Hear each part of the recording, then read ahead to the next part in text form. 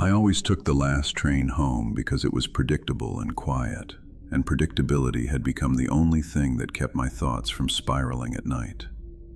That night felt ordinary at first, because the platform was empty in the familiar way, with flickering lights and discarded coffee cups rolling gently in the wind.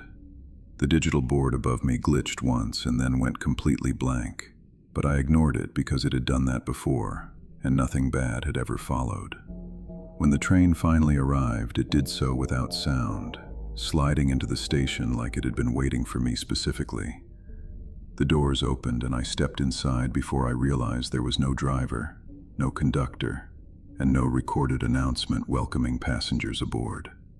The doors closed immediately behind me with a thick metallic thud, and the train began moving faster than any train I had ever been on, even though there was no sensation of acceleration.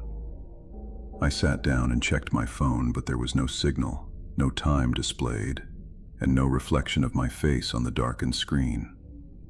That was when I noticed someone else in the carriage.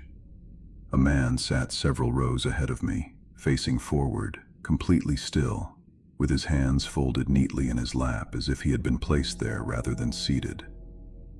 At first I assumed he was asleep, until I noticed that his reflection in the window did not match his body, because in the glass, his head was turned toward me and his eyes were wide open. I cleared my throat and asked him if this train stopped at my station, but he did not respond, and the lights flickered violently as if reacting to my voice. When the lights stabilized, the man was standing in the aisle, close enough that I could smell wet earth and something old clinging to his clothes. He smiled gently and told me I was already past my stop, and his voice carried the calm certainty of someone stating a fact rather than offering a warning. I told him that was impossible because I had taken this train hundreds of times, and he nodded as if he had heard the same denial many times before. The windows began to change as the darkness outside peeled away, revealing places from my own life passing by like stations that refused to stop. I saw my childhood bedroom, frozen exactly as it had been the night my mother left, and I saw the school hallway where I learned to keep my head down, and then the hospital room where the machines stopped beeping. The man explained softly that the train did not travel through space, but through moments people never truly leave behind. I ran toward the emergency door and pulled the handle with all my strength, but it did nothing, and the man only watched, as if he were waiting for me to understand. He told me that every passenger was given one chance to wake up, and that most people chose to stay because familiarity feels safer than freedom. The train slowed suddenly, and outside the windows I saw a platform crowded with figures standing perfectly still, all of them facing the train with their heads tilted slightly upward. As we stopped, I realized with horror that their faces were familiar, because they all looked like versions of me from different ages, each one marked by exhaustion and regret. The doors opened, and the man placed a hand on my shoulder, telling me gently that I could step off and remain exactly as I was forever. I asked him what would happen if I refused, and he said that waking up hurts, and that most people never forgive themselves for choosing it. The lights flickered violently as the figures on the platform began stepping closer, and I felt something pull at my chest, as if the train itself was trying to keep me. I tore myself free and jumped from the carriage just as the doors slammed shut behind me. I woke up on the cold concrete platform in the early morning, surrounded by station staff and paramedics who told me I had collapsed from exhaustion while waiting for a train that never came. They insisted there was no record of a train arriving at midnight, and no surveillance footage to support my story. I went home shaking, convincing myself it had been a stress-induced hallucination, until I emptied my pockets later that night.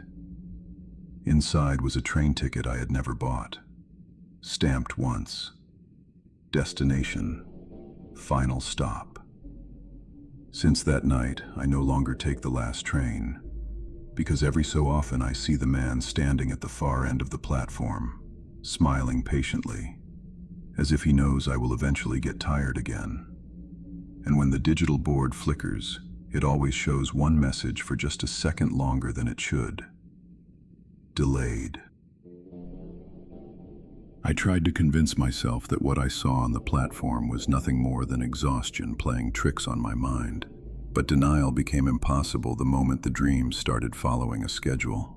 Every night at exactly 12:07 a.m., I would wake up with my heart racing because I could hear the distant sound of a train horn echoing through my apartment, even though the tracks were miles away. At first, the sound was faint and easy to ignore, but each night it grew louder, closer, as if something were retracing the same route again and again.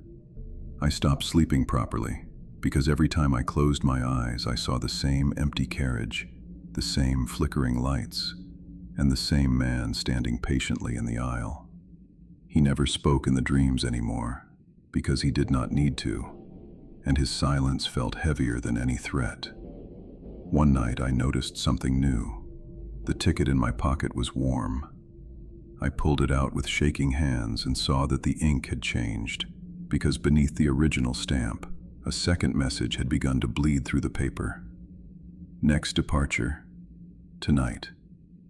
I told myself I would not go back, because whatever that train was, it fed on hesitation and routine, and I refused to give it either. But when midnight came, my phone buzzed once with a notification from an unknown sender. There was no message, only a photo. It showed me standing on the platform, taken from behind, wearing the same clothes I had on at that exact moment. I turned toward my window, and that was when I heard it. The train. It was not outside. It was below me.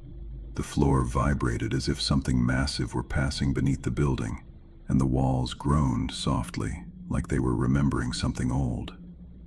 I ran outside without thinking, because instinct overpowered logic, and my feet carried me toward the station as if the route had been burned into my muscles.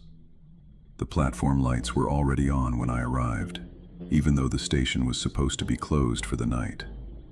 The digital board flickered once before displaying a single destination. Final stop, now boarding. The train slid into the station again without sound, and this time every carriage was full. Every seat was occupied by motionless passengers staring forward, their faces pale, their expressions calm, and their eyes reflecting memories that did not belong to them. I recognized some of them. They were people I had seen before, people who used to wait on that platform late at night, people who had slowly stopped appearing over the years. The doors opened, and the man was there again, standing at the entrance like a host welcoming guests. He told me I had stayed awake longer than most, and that persistence always made the return more painful. I demanded to know what the train really was, and for the first time his smile faded. He explained that the train was not taking people away, but collecting versions of them that had already given up, and that I was running out of versions to lose.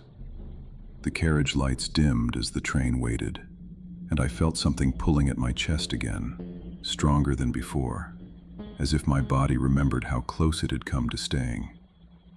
The man extended his hand and told me that the doors would not open a third time.